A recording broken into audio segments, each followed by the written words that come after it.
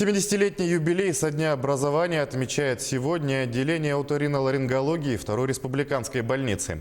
Торжественная часть мероприятия прошла в зале Республики Дома правительства номер 2. В рамках юбилея провели научно-практическую конференцию.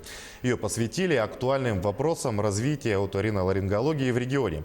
Как отмечают врачи, ежегодно через лор-отделение Республиканской больницы номер 2 проходят порядка 1500 пациентов. Из них 90% нуждаются в хирургическом лечении. Отметим, в Якутии активность в этом направлении находится на стабильно высоком уровне. Число оперированных больных на одного врача достигает более 170 человек в год, а число операций более 120 на специалиста. Конечно, надо говорить о том, что это одно из важных направлений, которое очень четко регламентирует науку и практику.